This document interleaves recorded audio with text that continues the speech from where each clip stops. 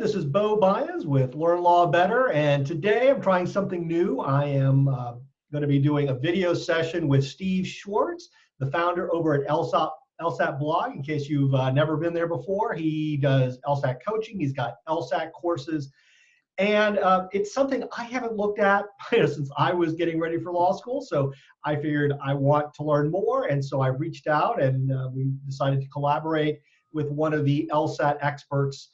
So with that, Steve, you want to say something about yourself, and we'll jump into this. Yeah, great to be with you today, Beau. I've really enjoyed your law videos on YouTube, and that's why I reached out. I'm glad that we have this collaboration set up today. I'm looking forward to speaking with you. Great. So I guess the question, I truly have not looked at the LSAT in over 20 years. So I'd like to get your sense. So what exactly is the LSAT testing on, right? So to give me a little bit of the background and maybe help some of my audience who hasn't reached that point yet. Yeah, sure. So the LSAT is ultimately testing critical thinking skills as well as the ability to make deductions.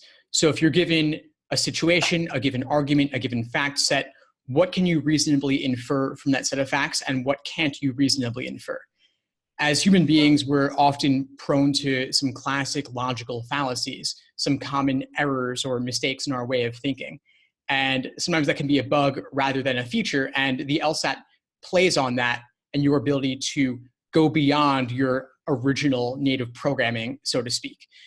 Then on the game section, you're given a set of different facts and you're required to make certain deductions based on those facts. And I would imagine that here in particular, there may be some connections to what you're doing in law school. I think a lot of law school, I understand, is about fact patterns and seeing whether you can apply a particular principle to a given situation, and the LSAT is kind of like a mini version of that. So let me ask you, Steve. So again, and I haven't looked at this in a long time. So how many sections are there in the LSAT? What's kind of the format? So yeah, sure. To get more specific with it, there are 4 scored sections on the LSAT. One of them is the analytical reasoning or logic game section, where these are kind of like short puzzles, and you're required to create symbols and mathematically combine certain variables and certain rules and derive certain consequences. That's the most mathematical of the sections, and typically the most scary to law applicants at first because it's so unfamiliar, but it often ends up being test takers' favorite sections, one of their favorite sections by the end. It certainly has been for me. And the 2 sections are logical reasoning, which are short arguments, like kind of bite-sized paragraphs.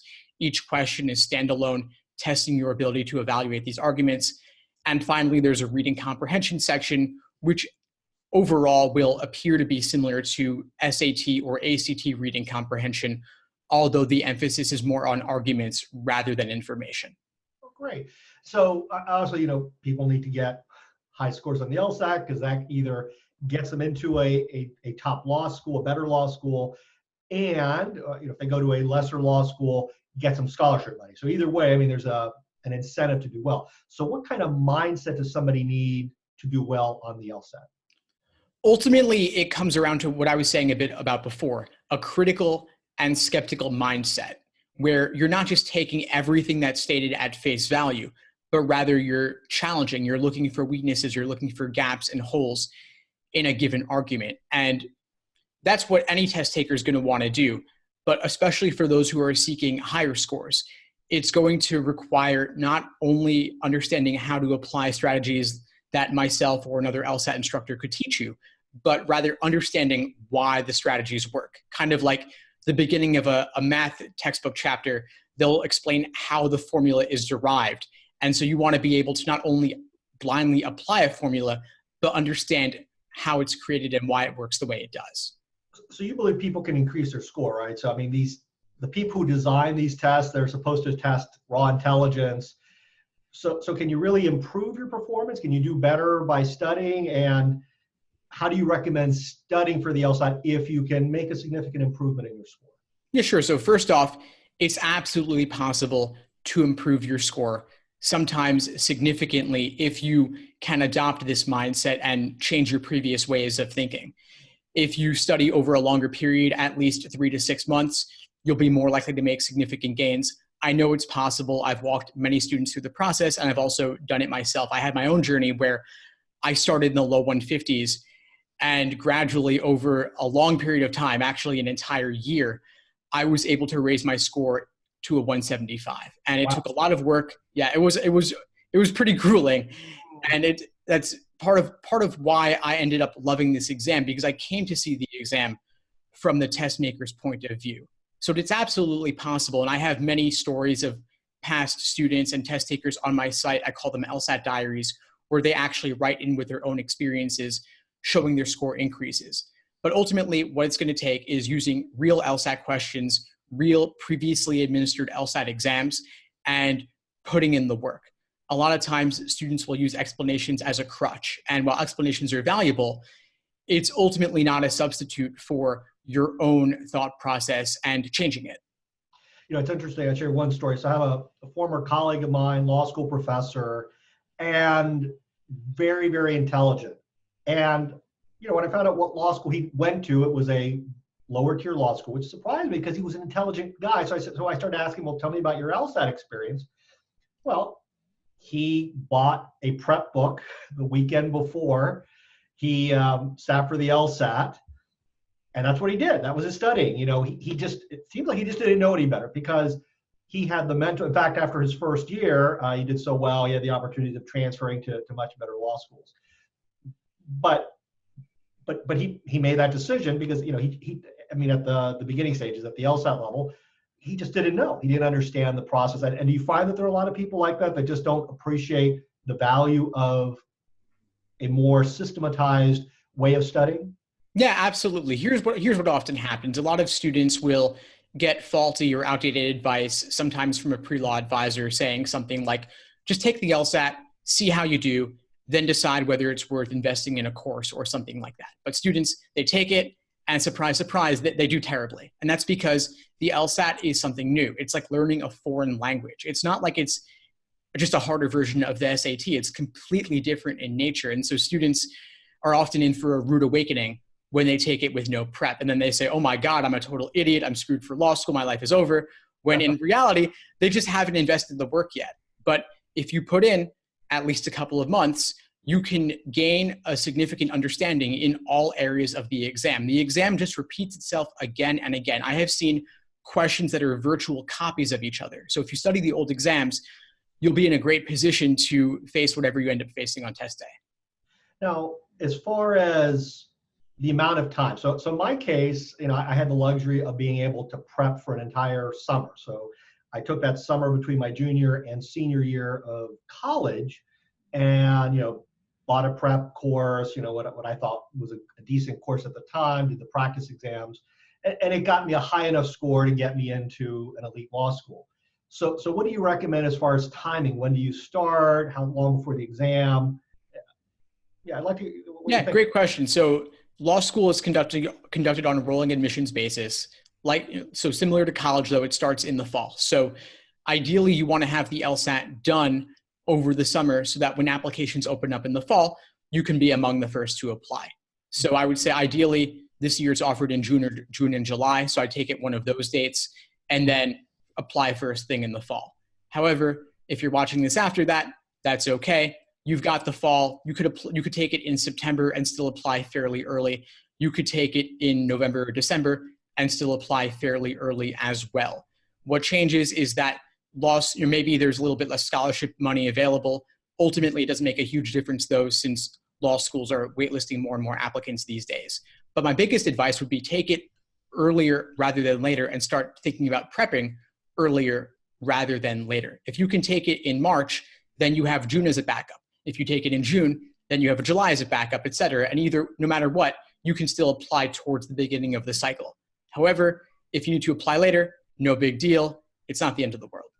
Now, what about when do you start prepping? So obviously you want to start prepping early. Are we talking a few months before the exam, a year before the exam? When's the ideal? Or, you know, and obviously we don't always get to the ideal, but how much time do we realistically need? Realistically, I would say the average student should spend 3 to 6 months studying for this exam. And so if you're watching this in January or February, you might set a target date of June or July, for example. Mhm. And you kind of just work backwards. And if that requires delaying your law school applications, so be it. It's worth applying later in the cycle with a higher score than earlier with a lower score. Even just a couple of points can make an enormous difference in getting more scholarship money or getting into a better school. And so the return on investment in just a little bit of a delay or investing in prep materials is well worth it. And if you decide that you want to wait a cycle and apply at the beginning of the following one, that's also great too, and even ideal, I would say. So you're mentioning materials. So what do you mean by materials? I mean, what does a student who's preparing for the LSAT need? The number one thing that you absolutely need are real official LSAT prep tests. They're published by the Law School Admission Council. They're available on Amazon, most of them in books of 10 exams for about $20 each. And so I'd recommend getting the most recent couple of those. And then the individual exams, which are closer to $8 or $10 each, you have to buy separately. And students often hem and haw about spending more money on books, but it's really just a drop in the bucket. If one more exam or one more book gets you a single point, it could pay off with scholarship money. Like I said, thousands of dollars we're talking. So it's really a no-brainer when you think about it from that perspective. Don't cheat yourself by having not enough material. But aside from that, there's nothing else you absolutely need. I have a variety of prep materials, study guides, schedules, cheat sheets, checklists, etc. on my site. I also have a course. I'm not saying you need any of that, but if going alone with the exams and free resources online is not enough for you, then it makes sense to go elsewhere for additional help. You know, it's interesting. So I served on one of the law schools I've taught at, was on the admissions committee for a number of years, was chair of that committee. And I can assure you, we had cutoffs for scholarship money, you know, and if you were on one side of that line, it's 100% ride. On the other side of that line, it was a 50% ride. So, I mean, we're talking, you know, in today's terms, you know, an extra $15,000, $20,000, $30,000 in tuition money based on one numerical score difference. So it's remarkable. It's remarkable. It's just a single number, a single point more. There's an element of randomness on the exam too, of course. And the fact that it could go one way one day, another way another day, all that means is that it's worth retaking if you have the time in your timeline.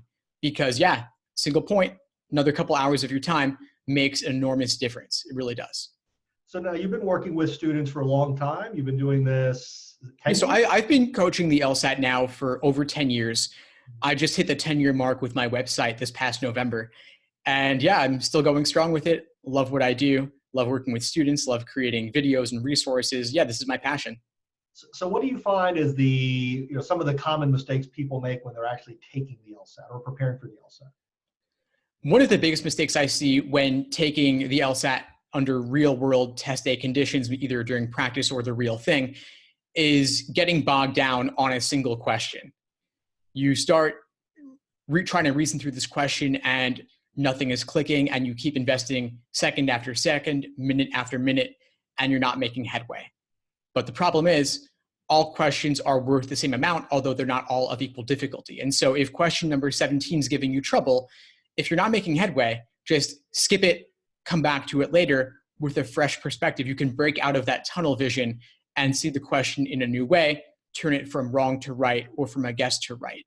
And I'll do this with maybe 3 to 6 questions per section. I'll skip them and come back later just because I don't like the looks of it the first time around, and it's not clicking for me initially. And so having that mindfulness and that self-control to step away from the question and come back later, I think is a strategy that a lot of students would be well served by adopting. Great. Now, you mentioned earlier that the LSAT can be learned. It's just understanding the mindset of the test creators. So somebody buys a book, they do the practice exams, they get a course like yours. What value does a one-on-one tutoring session do for people? I mean, so they've done all the other stuff. How do you take them to that next level? So self-studying is great. It's risen in popularity in recent years with the rise of free and low-cost resources. But the problem is that you can't see your own blind spots. Sometimes you don't know what you don't know. And so I'll sometimes meet with students and they'll reach out to me maybe just a few months before the exam when they've already been studying for several months. And within 10 minutes or even 5 minutes of speaking with them, I can point out and correct some misconceptions they have about a particular question type or a way to approach something. So I can help spot ways they could improve their approach or the inefficiency of their studying. And it's easy to go it alone when you have all the internet and all the resources it offers. But when you work with someone like myself, you're getting the benefit of over 10 years of experience and obsession with this topic. And having brought thousands of students through the process, there are certain common patterns and trends and things to look for. And so I would say if you're considering it, definitely try it out at least an hour or two with anyone. There's plenty of great tutors out there, but try someone out, see if it fits, see if it makes a difference. Because again, just a single comment they make could change everything for you. You know, it's funny, you know, you're mentioning that story. So I was working with a student at Harvard Law School a few weeks ago, and bright kid, obviously got into Harvard, did well, did all those, you know, things to get him in. And of course, they don't provide a lot of advice once you're in law school. So kind of like you were saying, right? So I was able to see his blind spots. He rewrote the essay for me. He got it right. But it's just great seeing that aha moment with the student, and he just didn't see it, you know, and he needed, as you say, kind of that guidance, somebody to, you don't know what you don't know, and you need that one-on-one guidance. So any other thoughts here before we wrap this up? You know, I like what you're doing. It sounds exciting. I like to see somebody following their passion. I looked at your website and your videos. By the way, if you haven't checked out his YouTube channel, it's at Law Blog. It's LSAT blog. So just YouTube LSAT blog. My apologies, LSAT blog. And it is a lot of material, games, study strategies. I was very impressed by what you're doing on YouTube, Steve. Thanks, Bono. It's been a real pleasure speaking with you today. I guess the single thing I would leave students with is that a single insight can change everything. So if you're having trouble with the LSAT, don't give up. Reach out to others for help. Seek out additional resources, because sometimes there's just one little thing that can make it all click for you and make that difference. So thank everyone for watching. Please come over, check out my channel if you're not already there. Have a lot of free resources, and I'm happy to help however I can. Sounds great. And I'll put the link to the right spot down in the comment section. Take care, Steve. Pleasure chatting with you. Thanks, Bo. Same. Take care.